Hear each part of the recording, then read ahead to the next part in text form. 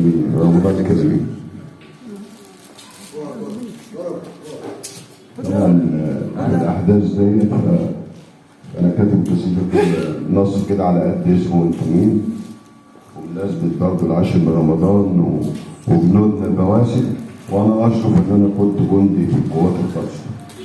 سنة حاجة كام؟ تشرفني. لا سنة كام؟ سنة 80. لا ما حضرتش يعني الدكتور. أنا بقول برضه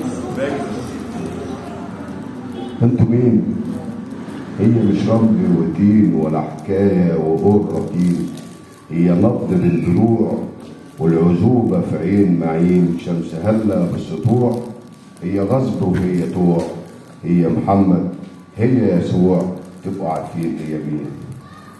للحضارة كان رجالها في العلوم كان ليها تيم، والتاريخ بيفيد يقول خلي نبي الله نور، سمى ابنه باسم بلدي بالإضافة لياء ومين. كانت لخلق الله بتكبر، كانت بتطعم، كانت تغيث، اتولد وبارك ترابها، وكان نبي الله إدريس علم الخلق الخياطة وغزل قطن وصوف. كان ريادة، كان معلم، والبداية كانت حروف، والحديث خالي المزايدة، والتجارة كانت مؤيدة، وهي دي كانت المعاملة. عرف كان في الدنيا ساري، فيها أول سك عملة واسمها كان المصاري. انتوا مين؟ ومين هينسى غير ما يبقى خصام وفاجر؟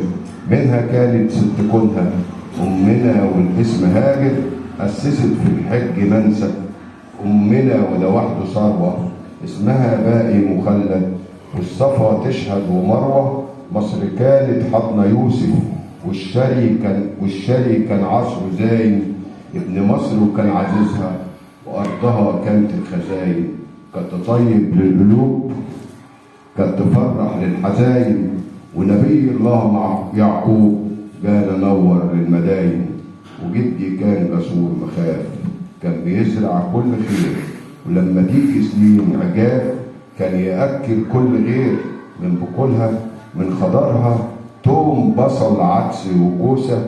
هي أرض الله مباركة أنجبت لنبينا موسى، نخلة كانت قلب سينا، والبداية كان نوى موسى كلم فيها ربه على الجبل، وكان طوى، والكلام محفوظ مسجل ومنزل دون هوى. يا خلق يا كل ملة ربك في مصر تجلى، ولما موسى خر صعب